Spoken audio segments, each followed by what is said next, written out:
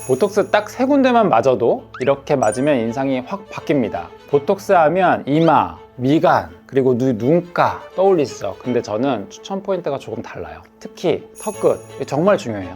사람의 인상이 확 달라지거든요. 얼굴이 매끈해지고 전체 분위기가 부드러워집니다. 굳이 돈 많이 쓰지 않아도 딱 3군데 제대로 맞아도 됩니다. 그리고 국산 보톡스, 수입산 보톡스, 내성 문제도 엄청 물어보시는데 오늘은 확실하게 정리해 드리겠습니다. 20년 전에 사각턱 보톡스가 100만 원이었어요. 보톡스는 지금은 흔하지만 20년 전에는 완전 달랐거든요. 처음 들어왔을 때는 한 번 시술할 때 뭐 사각턱 보톡스 기준으로 100만 원이 넘는 경우도 많이 있었죠. 사실 당시 물가를 생각하면 굉장히 비싼 시술이죠. 굉장히 비싸니까 한 번 맞으면 1년 가야 한다 이런 기대가 되게 컸죠. 지금은 보톡스가 싸잖아요. 싸죠. 근데 가격이 싸진 만큼 효과가 떨어져서 낮은 건가요? 아니죠. 효과가 떨어진 게 아니라 한국에 이 보톡스 제조사가 정말 많거든요. 그리고 이제 가격 경쟁이 심해지다 보니까 가격이 낮아진 겁니다. 국산 제품들은 외국 제품과 비교해서 효과가 거의 동일하고 좋은 제품이 많습니다. 다만 말도 안 되게 싼 가격은 과다하게 희석했을 가능성이 있거든요. 이건 한번 의심해 봐야 합니다. 보톡스는 처음에 그냥 하얀 가루예요. 근데 이제 여기다가 생리식염수를 넣는 거죠. 그 희석 배율을 너무 많이 섞어버리면 효과가 적다라고 느낄 수 있는 거죠. 주변 사람들 봤을 때 부작용 사례가 있으세요? 많죠. 보톡스는 되게 효과적이지만 조금만 잘못 놔도 이상하게 되는 경우가 많아요. 이제 전공의 때 20년 전에 그때 보톡스를 구입해서 어머니한테 이제 누워보시라고 하는데 놨거든요. 근데 어머니 주름이 많았으니까 저도 처음 해보는 거잖아요. 그래서 이마부터 미간까지 쭉 잘 나왔어요. 그리고 나서 주름이 딱 펴졌는데 다 내려온 거죠. 매우 싸나워지셨는데 아들한테는 얘기도 못하고 그렇게 한 2, 3개월 동안 무서운 얼굴로 다녔어요. 그 다음부터는 안 맞으세요, 저한테. 사실 자신감 있게 얘기했지만 사실 속은 떨렸죠. 왜냐면 제가 전공의 때니까 많이 해보지 않았을 거 아니에요. 얼마나 떨렸겠어요. 근데 자신 있게 놨지만 결과가 자신감 없는 결과였다. 그때는 한번 해보고 싶었던 거였고, 근데 이제 시간이 지나면서 저도 많은 경험이 쌓이다 보니까 보톡스는 무조건 놓으면 안 되는 거죠. 효과가 있다 없다가 아니라 이 사람한테는 이런 효과가 나타나지만 다른 사람한테는 그 효과가 나타났을 때 다른 인상이 되거든요. 그 인상을 피해야 되는 거죠. 나쁜 인상이 됐을 때 모든 사람을 똑같이 놓는 게 아니다 라고 생각하게 된 겁니다. 대표적인 보톡스의 부작용 사례가 있나요? 사실 너무 많죠. 너무 많은 게 문제죠. 이제 대표적인 게 아까 얘기했던 이마 미간 놨을 때 계속 올렸던 사람이 내려오면은 인상이 싸나워지거나 혹은 눈뜨기가 어렵다고 하는 경우가 있고, 두 번째는 이게 흘러 내려오는 경우도 분명히 있거든요. 잘못된 곳에 이제 작용을 하는 거죠. 그러면은 이마 미간의 근육을 못 쓰게 하려고 그랬는데 눈을 뜨게 하는 근육에 이제 내려와서 눈을 정말 못 뜨게 하는 경우, 그런 경우는 또 심각한 부작용이 될 수가 있고요. 사각턱 보톡스를 놓는다고 했는데 안면 신경이 귀 뒤에서 사각턱 근육을 지나서 이렇게 쫙 나오거든요. 근데 조금만 잘못 놓으면은 이게 뒤로 가버리면 안면 마비가 얼굴 전체적으로 와요. 얼굴 근육의 수축이 올 수 있죠. 또 되게 위험한 거죠. 그래서 이 보톡스는 놓는 부위를 잘 놓는 거, 희석 배율을 얼마나 잘 하느냐, 그리고 그 사람의 상태를 얼마나 잘 알고 놓느냐, 이런 것들이 중요합니다. 의사가 잘해야죠. 이게 사각턱 보톡스 놓는데 턱뼈 뒤로 가는 것도 되게 위험한 거고, 근육에 놓는다고 하지만 조금만 이게 확산이 되거나 혹은 근육이 아닌 근육 위층에 놓아지면은 마비가 될 수 있습니다. 그건 조심해야죠. 의사가 잘못한 거다. 의사 잘못한 거죠. 환자가 잘못한 게 아니라. 완전 잘못이 없죠. 네, 환자 잘못이 없습니다. 보톡스는 쉽다라는 인식 아니에요. 진짜 어렵습니다. 보톡스가 쉬운 시술이라고 말씀하시는 분들이 있으신데요. 정말 아닙니다. 보톡스는 정말 복잡하고 어려운 시술일 수 있습니다. 보톡스가 어려운 이유는 간단합니다. 놓는 것 자체는 단순할 수 있죠. 하지만 정확한 위치에 정확한 용량은 정말 어렵습니다. 사람마다 근육의 모양과 근육의 힘이 달라서 이런 주름의 형태들도 다를 수 있는 거죠. 그리고 원하는 표정, 원하는 텐션, 이런 것들이 정말 다 다릅니다. 어떤 분들은 눈꼬리가 살짝 내려가길 원하고 어떤 분들은 조금 올라가길 원하고 또 각진 느낌을 원하거나 혹은 부드러운 인상을 원합니다. 그래서 보톡스는 사람마다 다르고 3에서 5년 주기마다 유행이 바뀌기 때문에 쉽다 어렵다라고 정의하기보다는 전문의와 상담 후 본인의 얼굴에 어울리는 방향으로 시술하는 것이 좋습니다. 결국 보톡스는 한 방울 작은 용량이지만 그 용량 하나하나가 사람의 표정을 바꿀 수가 있습니다. 인상을 바꿀 수가 있어요. 요즘 그 보톡스 잘 놓는 병원은 어떻게 구별해요? 보톡스 잘 놓는 병원? 의료진이 얼굴 분석을 정말 잘하는 사람이 중요한 거죠. 네, 오늘 뭐 결제하고 왔어요. 오늘 이마 미간 결제했습니다. 맞겠습니다. 놓고 끝났습니다. 나가는 그런 클리닉들 많잖아요. 어떨 때는 싸게 맞으니까 그리고 가성비 시술이 될 수가 있죠. 근데 어떨 때는 진짜 이상한 결과가 나올 수 있거든요. 그런 거 되게 조심해야 되는 거죠. 한 번에 정확한 용량을 정확한 부위에다가 주사한다면은 무조건 효과는 나옵니다. 근데 이제 어떤 분은 그만큼을 계획하고 시술을 받았음에도 불구하고 내가 조금 더 효과를 보고 싶다. 그런 경우에 리터치 할 수 있는 거죠. 그게 아닌 이상에는 리터치란 개념 자체는 맞지 않다고 생각합니다. 국산 보톡스, 수입 보톡스, 가성비는 한국이 최고다라는 말이 있습니다. 요즘은 한국의 보톡스 제조사가 정말 많습니다. 나보타, 보툴렉스, 코어톡신, 메디톡스, 원더톡스 너무 많죠. 국산 보톡스 가성비가 좋습니다. 싸더고 무조건 나쁜 게 아니죠. 다만 주의할 게 있습니다. 말도 안 되게 싼 가격은 주의하셔야 됩니다. 희석을 과하게 쓸 가능성도 있고요. 보톡스는 원래 가르고 거기에 생리식염수를 섞어서 쓰는 건데 식염수의 비율이 너무 많아서 희석이 되면 효과가 약해질 수 있습니다. 일명 물톡스라고도 하죠. 정리하면 국산 보톡스는 충분히 좋습니다. 전 세계에서 가장 싸고 안정적으로 보톡스를 맞을 수 있는 국가가 한국이 아닐까 생각합니다. 다만 미끼 상품급 초저가로 홍보하는 병원은 조심하시기 바랍니다. 국산이랑 수입이랑 차이가 체감이 되나요? 효능이 아주 조금씩은 차이는 있어요. 근데 정말 큰 차이가 있다고 생각하진 않습니다. 원하시는 거 적절한 가격대에 국산 보톡스 사용해도 상관없다고 생각합니다. 원장님은 국산이랑 수입산 중에 어떤 걸 추천하세요?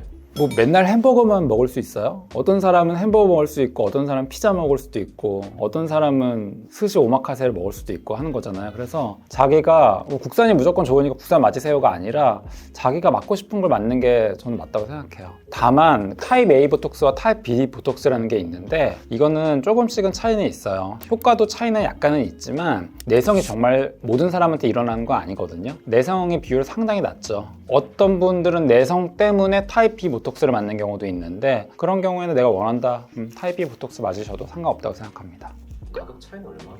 두세 배? 아 진짜요? 두세 배 차이 나죠. 수입 보톡스 비싸요.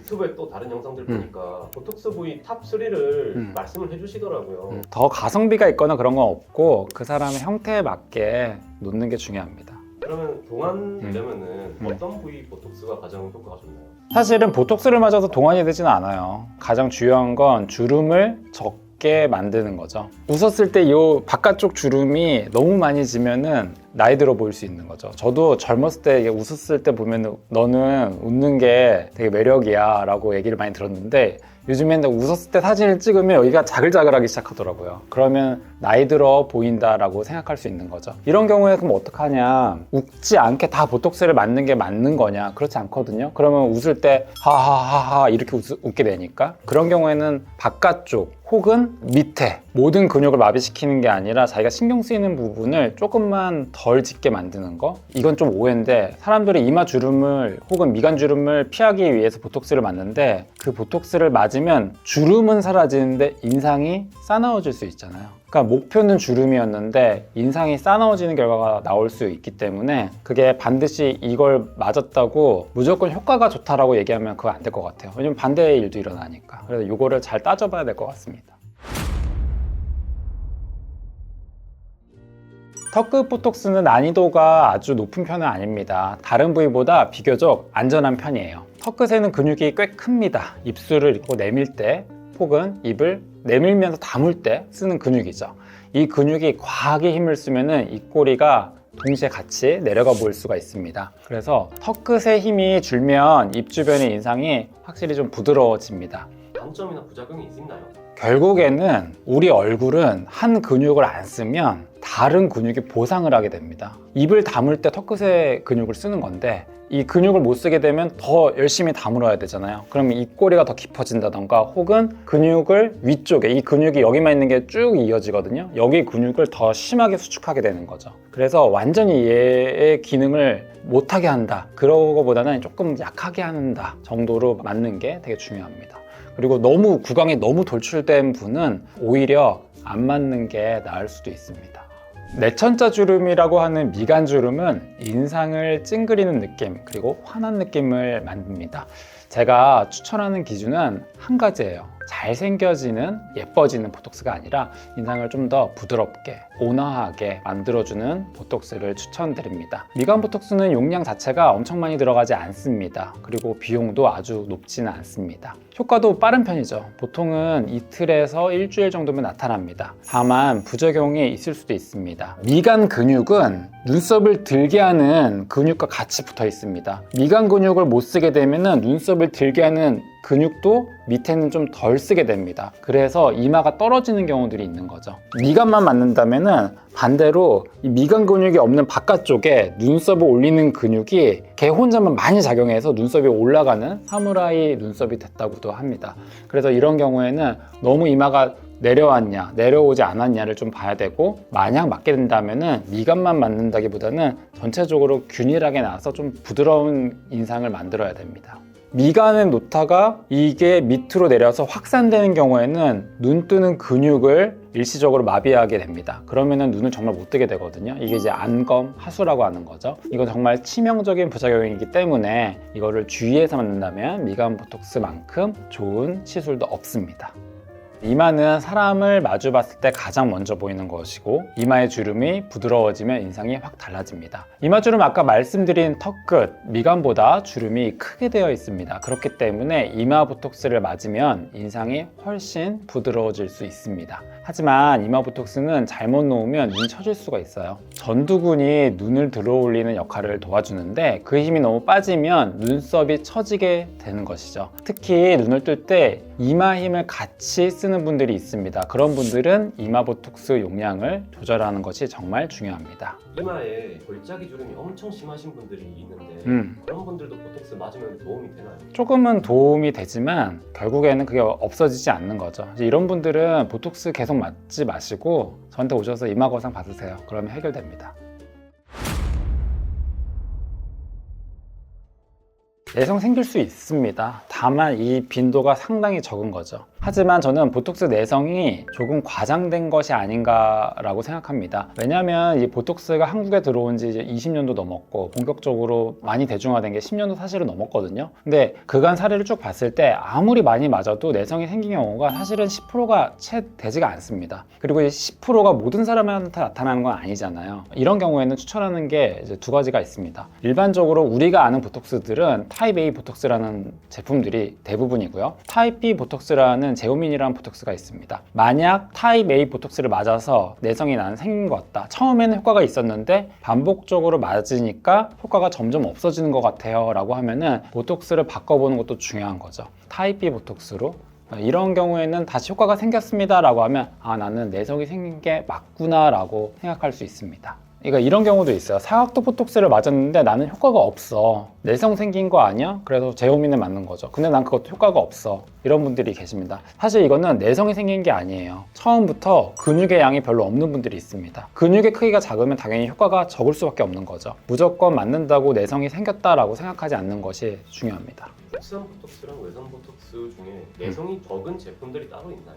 케이스 바이 케이스인 것 같아요. 운 좋으면 안 생기고 운 나쁘면 생기는 정도지 보톡스가 어떤 성분이 있다 해서 그게 더 내성이 안 생긴다 이런 건 없는 것 같습니다. 알러지 반응 아시죠? 알러지 반응은 원인에 내가 노출됐을 때 우리 몸에서 반응을 일으키는 거죠. 결국에는 이 원인에 많이 노출될수록 알러지 반응이 나타날 확률이 높은 거죠. 내성도 마찬가지입니다. 내성도 보톡스에 많이 노출될수록, 자주 노출될수록 생길 수 있는 확률은 사실 높은 거죠. 그래서 자주 맞거나 많은 양을 맞는 거는 상당히 조심하셔야 됩니다. 일반적으로는 상태마다 좀 다르긴 하지만 3개월이나 혹은 6개월 간격으로 맞으세요라고 하는 거죠. 혹은 이제 필요에 따라서는 더 오랫동안 텀을 두고 맞는 것이 좋습니다. 이런 주름을 완전히 0으로 만드는 것이 목표가 아니라 주름을 좀 덜 생기게 하는 것을 목표로 한다면 이 부자연스러움도 피할 수 있게 됩니다. 주름은 깊어진 뒤에 펴는 것보다 생기기 전에 예방하는 게 훨씬 더 쉽고 결과도 좋습니다. 다만 이제 이거 주름을 없애기 위해서 보톡스를 너무 자주 혹은 고용량을 맞는다면 표정이 굳고 부자연스러워질 수 있습니다. 보톡스 시술은 적당한 시술 간격, 적당한 목표, 그게 가장 오래 예쁘게 가는 길입니다. 영상이 도움이 되셨다면 구독, 좋아요를 눌러주시고 보톡스를 고민하시고 있는 주변 지인분께도 공유해 주시면 감사하겠습니다. 지금까지 성형외과 전문의 안용수였습니다. 감사합니다.